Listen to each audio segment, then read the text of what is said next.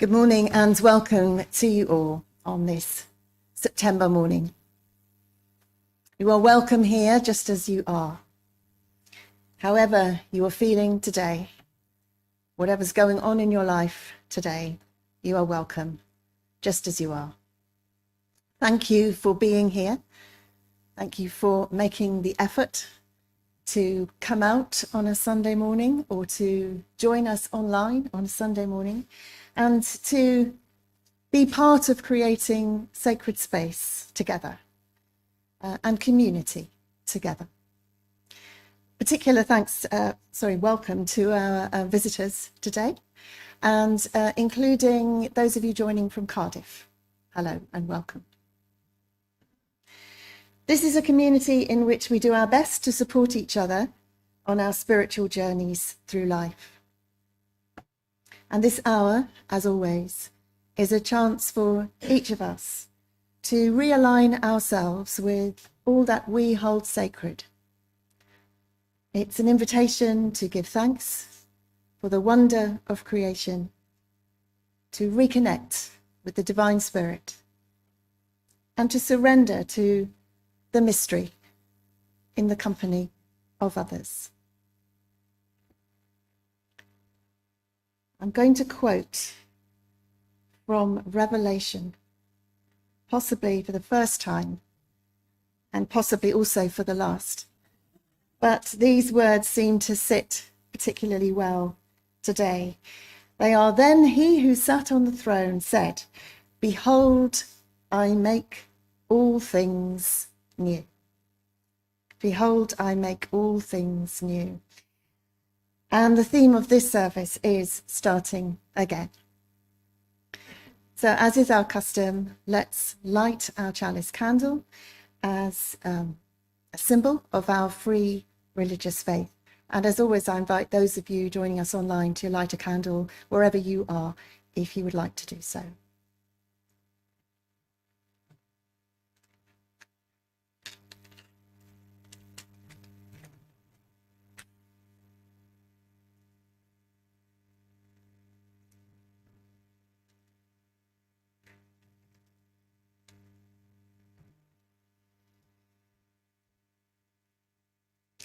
We light this chalice in honor of first steps, for beginning, even when the path ahead is unclear, for the courage it takes to trust that the way will reveal itself, that light will come to clarify our vision, and that friends will be by our side.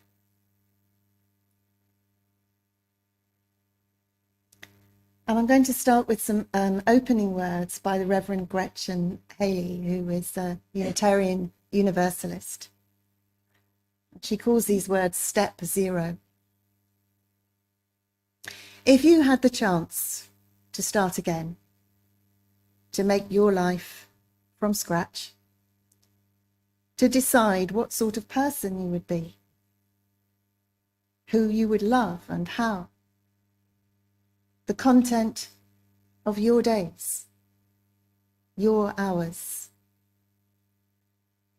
what songs would you sing to yourself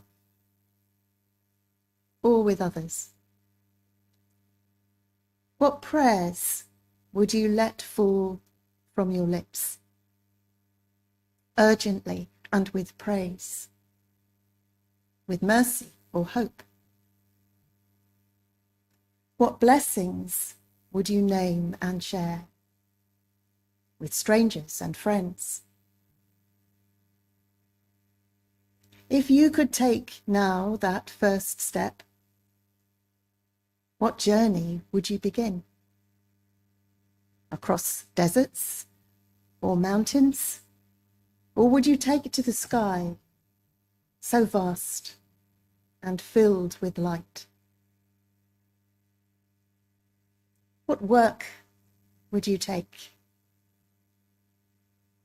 What mischief would you make? With boldness and bravery, What failure would you embrace? And what would you release? And where, in the end, would you return and call home?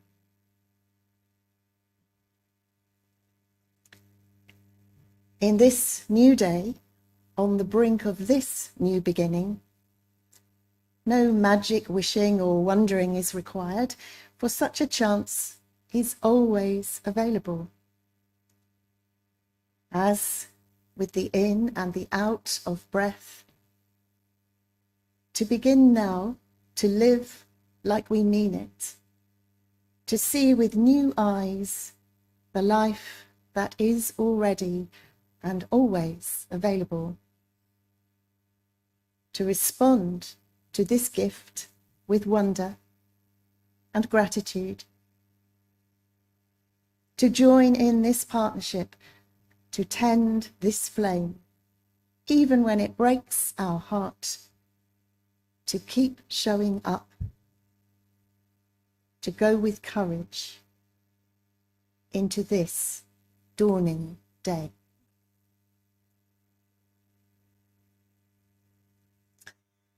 Our first it's not I was going to say song, then hymn. Let's call it a hymn.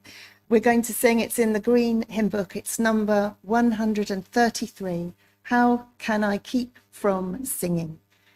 133 in our in our green hymn books, and the words will come up on the screen.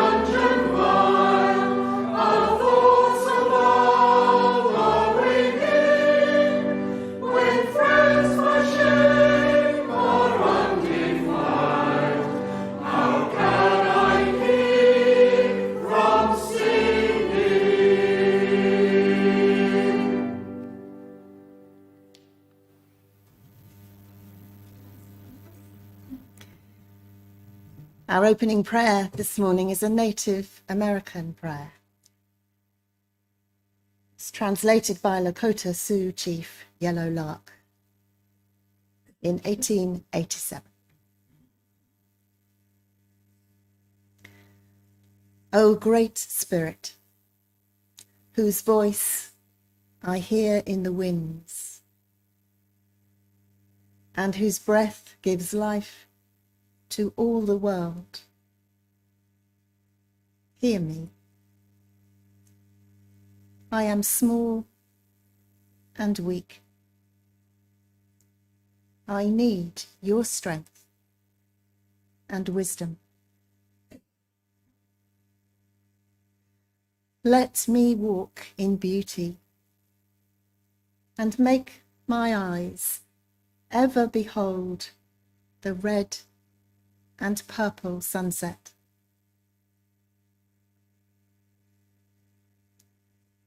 Make my hands respect the things you have made, and my ears sharp to hear your voice.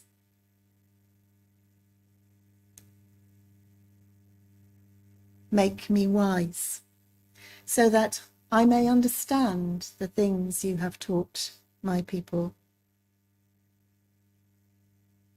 Let me learn the lessons you have hidden in every leaf and rock.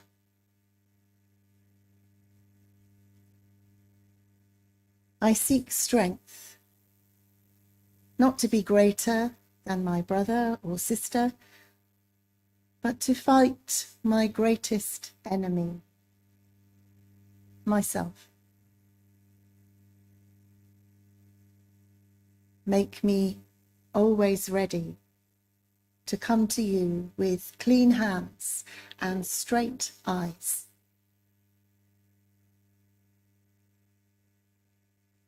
So when life fades as the fading sunset, my spirit may come to you without shame.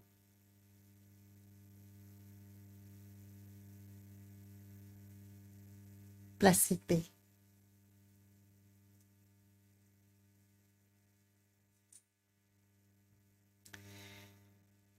The poem by James Broughton.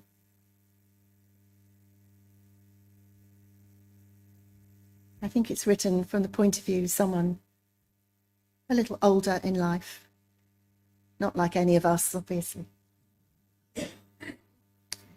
I've been through what my through was to be.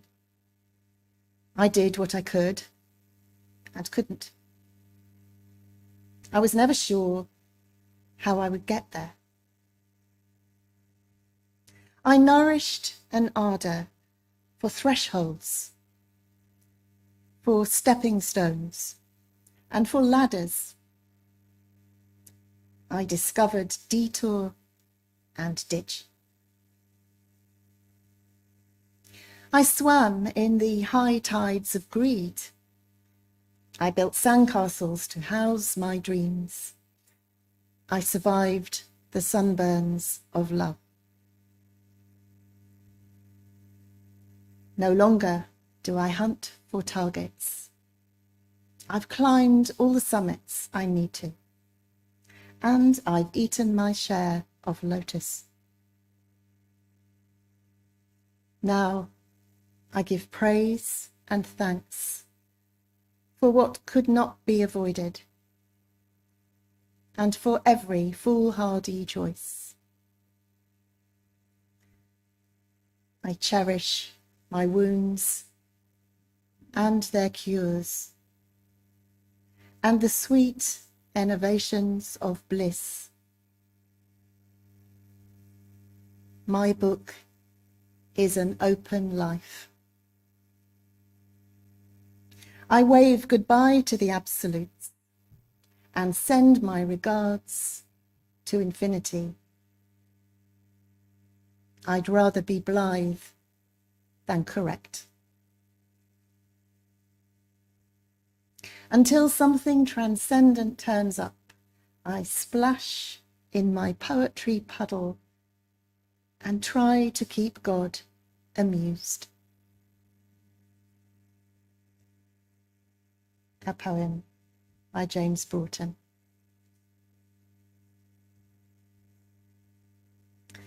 And a story now. And Viv is going to read this story, which is in one of Margaret Silf's collections, although the source of it is unknown. During the Middle Ages, A traveller once came upon a place in France where a great deal of building work was going on. He began talking with the stonecutters and asking them about their work. He approached the first worker and asked, "What are you doing?" The man, very disgruntled and obviously unhappy in his hard toil, replied, "I'm cutting these huge boulders with the simplest of tools and putting them together in the way I've been told to do. I'm sweating in this heat and my back is hurting. What's more, I'm totally bored and I wish I didn't have to do this hard and totally meaningless job." The traveller moved on quickly to interview a second worker. He asked the same question. "What are you doing?" The worker replied, "Well, I have a wife and children at home, so I come here every morning and I work these boulders into regular shapes, as I'm told to do. It gets repetitive sometimes, but it helps to feed my family, and that's all I want." Somewhat encouraged, the traveller went on to a third worker. "And what are you doing?" he asked. The third worker responded with shining eyes as he pointed up to the heavens, "I'm building a cathedral." Sometimes starting again is just looking at things differently, the same things differently. And sometimes to start again, we may need to let go. We may need to let go of something that's holding us back, perhaps, whether that's a situation in our lives or something to do with the way, the patterns of thinking that we've somehow become stuck in. We're going to come now to a time of reflection. And there'll be some silence and then there'll be some music. But I've also, in the church, there's a pen here and just little slips of paper. If you wanted to write something, just a word really, something you'd like to let go of, you're welcome to come up during the silence, during the music. Just write that in and drop it into the bowl of water. That might sound like a strange thing to ask you to do, but it is magic paper. The water's just ordinary water out of the tap. And if you would like online to write something in the chat box that you would like to let go of, do feel free to do that. Of course, other people online will be able to see it, so that's entirely up to you. You may just like to think of something.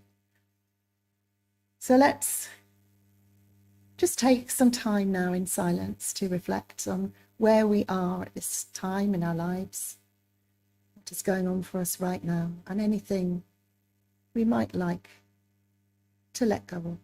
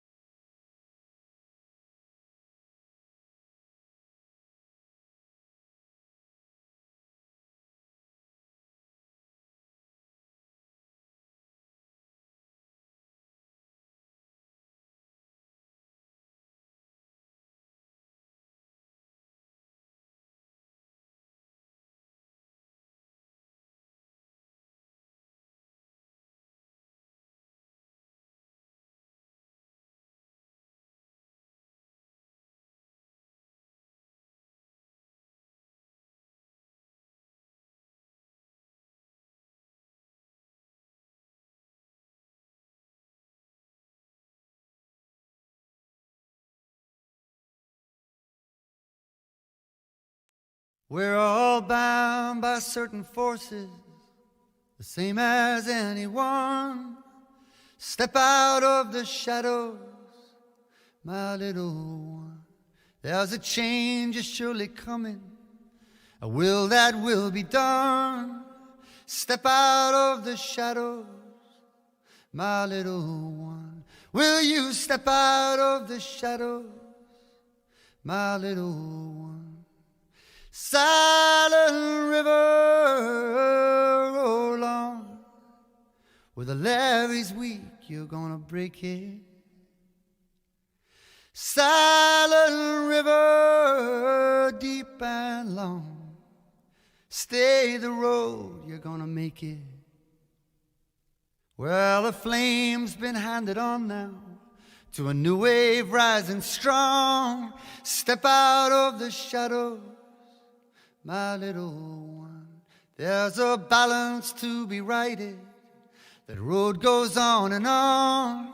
Step out of the shadows, my little one. Will you step out of the shadows, my little one?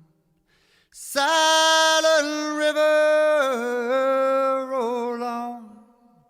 Where the levee's weak, you're gonna break it. Silent river, overcome. Closer to the sea now, you can make it. There's a lesson in this failing. The game goes on and on. Step out of the shadows, my little one. It's all out there for you waiting, if you're willing to become. Step out of the shadows, my little one. Will you step out of the shadows, my little one?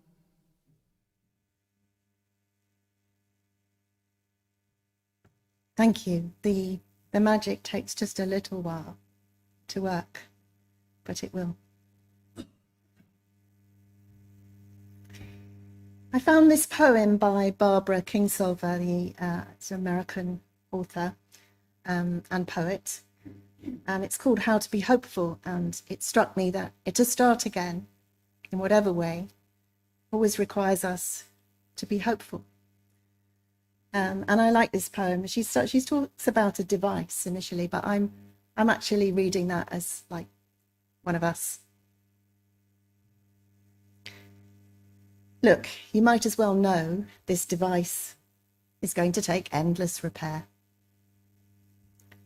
Rubber cement, rubber bands, tapioca, the square of the hypotenuse, 19th century novels, sunrise. Any of these could be useful. Also, feathers. The ignition is tricky. Sometimes you have to stand on an incline where things look possible. Or a line you drew yourself. Or the grocery line, making faces at a toddler secretly over his mother's shoulder. You may have to pop the clutch and run past the evidence. Past everyone who's praying for you. Passing all previous records is okay, or passing strange. Just not passing up. Or park it and fly by the seat of your pants. With nothing in the bank, you'll still want to take the express. Tiptoe past the dogs of the apocalypse, asleep in the shade of your future. Pay at the window. You'll be surprised. You can pass off hope like a bad check. You still have time. That's the thing. To make good.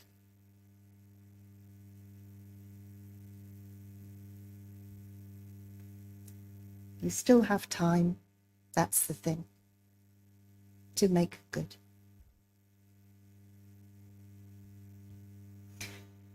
Let's sing again. Our second hymn is number 83, this time in our purple hymn books.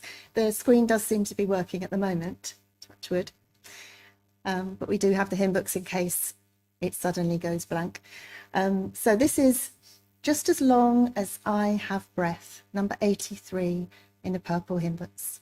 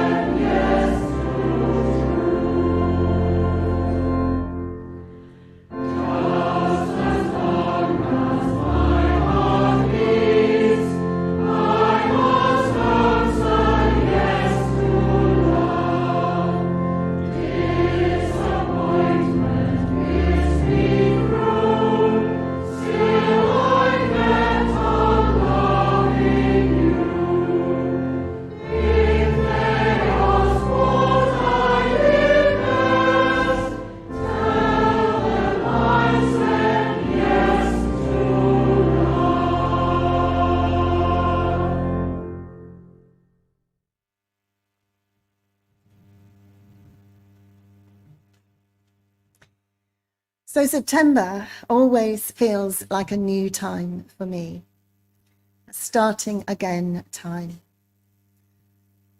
After all, as some of you know, it's my birthday tomorrow, so I started in September. My life began on one of the suddenly slightly cooler days of this mellow yet hopefully still sunny month. Like all of you, I imagine, I started school in September, and college, and my first job, as it happens. And teacher training and 2 years of teaching, they all began in Septembers. And so did my next job in publishing, and much later, I got married in September. And eventually, in another September, I decided to leave that marriage. I began training for ministry in September 2012, and I moved from Brighton to Plymouth in September 2014, and here we are again, another September. And I'm about to begin another year, and it's a sort of halfway significant birthday.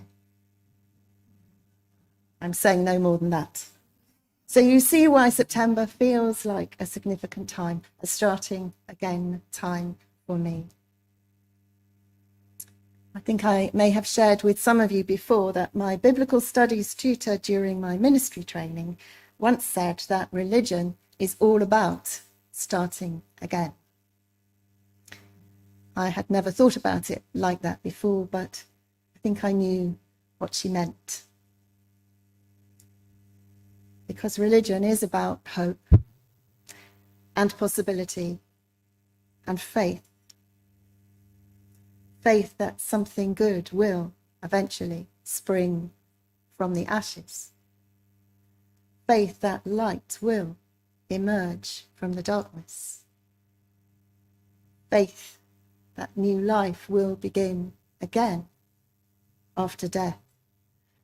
That the world will keep spinning and September will keep coming around year after year. religion reminds us that not only each month, but each day is a new opportunity. Indeed, every moment is a chance to see afresh.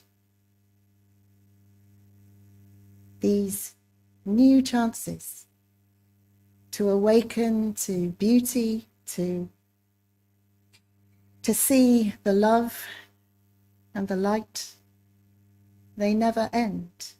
They just keep on coming moment after moment, even if most of the time they pass us by unnoticed. Of course, starting again may look like the kinds of things I listed in my own life: a new job or a new training, the change of a relationship, a move, a retirement, a redundancy, a birth, a bereavement. Any number of the significant changes that happen in our lives, those that inspire us as well as those that devastate us. Each one in its own way creates a threshold over which we must navigate our way anew. Find new strength in ourselves. Be brave if we can. Take a risk, perhaps. Find somehow or other a new balance, a new way to be. As the same tutor said to me when my friend died, she said, "You'll have to find your place in the universe once again." And in many ways, we are constantly doing that, finding our place in the universe once again. But then, of course, also starting anew may not look like a change at all on the outside. No one may be aware of it except us. You might, and I'm sure you have, in fact, one day or one moment, experienced a sudden change of heart, a waking up to some kind of new insight, a sudden realization, a moment of awe or wonder. And maybe it has changed your life, or at least a significant part of it. Maybe it was a change in perspective. The maybe menial task, the routine you'd found yourself stuck in, possibly it takes on a new significance for you. You see it in a context, in a grander vision, like the man who understood that he may have been chipping away at rocks and moving boulders into different places. But it was more than that, actually. He was building a cathedral. Suddenly, a complete change in the way we see something that actually hasn't changed itself at all. These moments can't be planned for. They come as grace, but we can be ready for them, I think. We can be alert for them. We can be open to receiving them. We can be willing to see any greater vision that's offered to us, rather than turning away or shutting it down, going back to where we were, but embracing those precious moments where we do see something a bit differently, where we do get a sense of a door opening, some new light coming into our lives. We can be open to seeing the divine in all that is.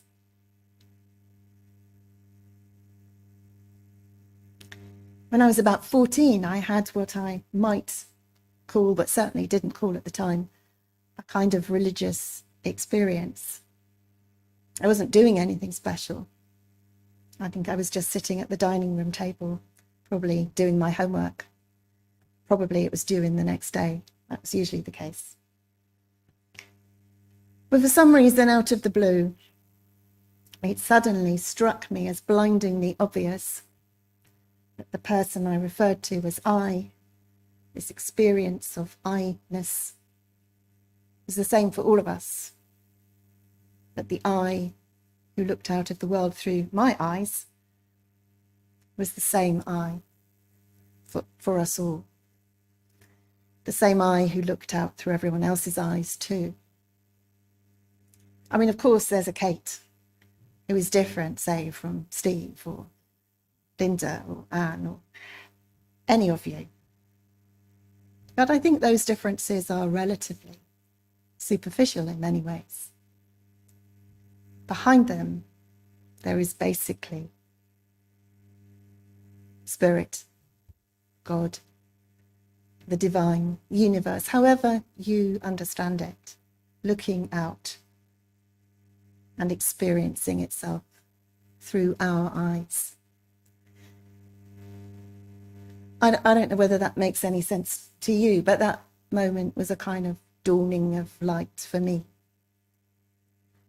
The beginning, perhaps, of an awareness of what a spiritual life might mean. I'm not sure whether it happened in September, now I come to think of it. Maybe. Everything is always starting again. Each new breath, each new heartbeat, each new day. The river of life that we live in is constantly on the move, carrying us with it. And we are invited to join in with it fully. Yes, it may sometimes take us through rapids and over rocks and maybe into whirlpools. Sometimes we may get stuck in the shallows or in a stagnant pool, but still, it keeps going. And we are part of it. We might resist wherever it takes us. We might fight it or rage at it. We might delight in it at times.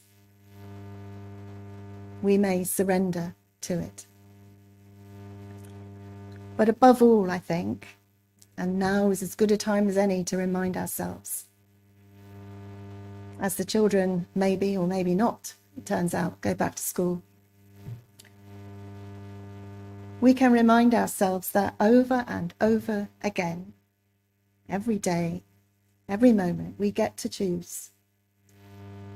We can choose to be ready and forever thankful and hopeful for yet another new chance to start again. As Barbara Kingsolver finished her poem, How to Be Hopeful, you still have time. That's the thing. To make good. May it be so.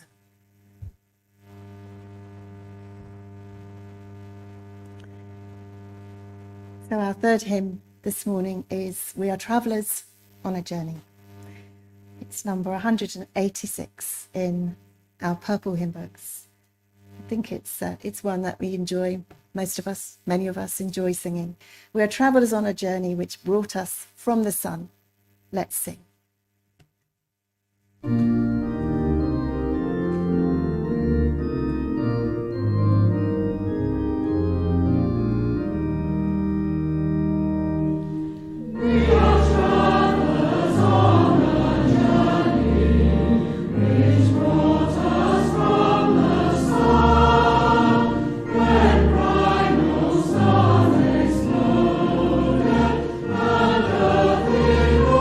With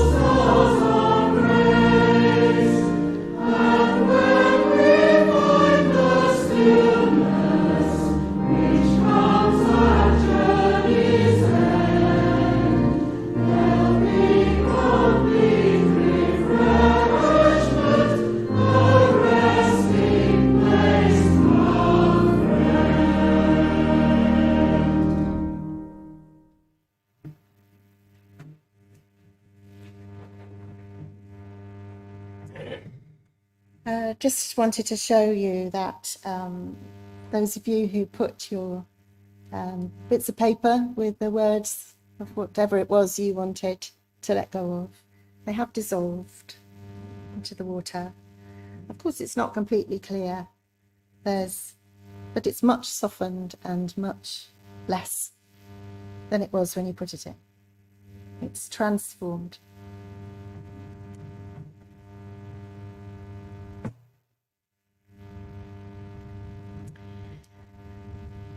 I have a closing prayer and also a blessing. The closing prayer is by Lynn Cox, and it's called The Courage to Continue on the Journey. Spirit of life and love, known by many names and yet fully known by none. We give thanks for this time together and this place of renewal. We give thanks for the ability to begin again after the disaster, after the tragedy, after the loss, after meeting the challenge set before us. Grant us the courage to continue on the journey. The courage to speak up for the well-being of others and ourselves and the planet. May we forgive each other when our courage falls short. And may we try again. Grant us hearts to love boldly, to embody our faith and our values in living words and deeds. May our hearts open to embrace humility, grace, and reconciliation.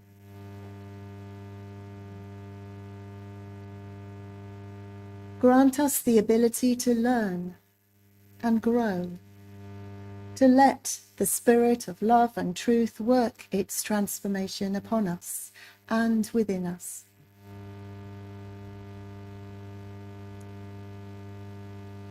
Grant us the spirit of hospitality, the willingness to sustain a fit dwelling place for the holy that resides in all being.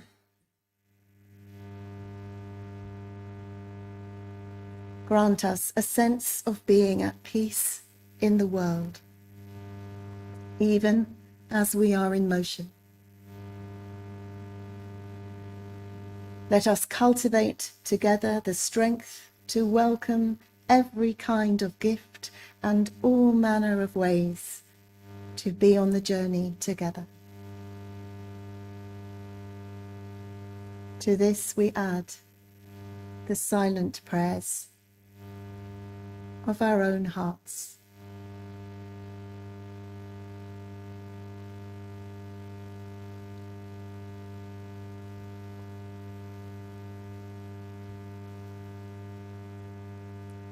Amen.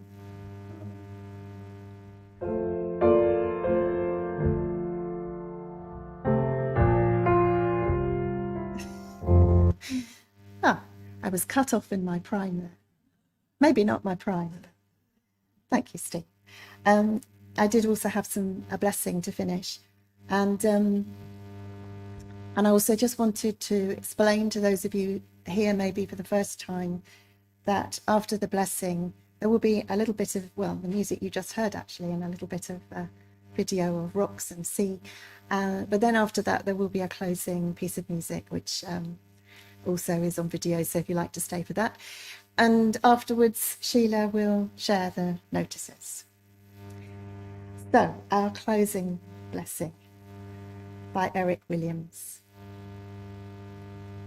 Blessed is the path on which you travel. Blessed is the body that carries you upon it. Blessed is your heart that has heard the call. Blessed is your mind that discerns the way. Blessed is the gift that you will receive by going. Truly blessed is the gift that you will become on the journey. May you go forth in peace.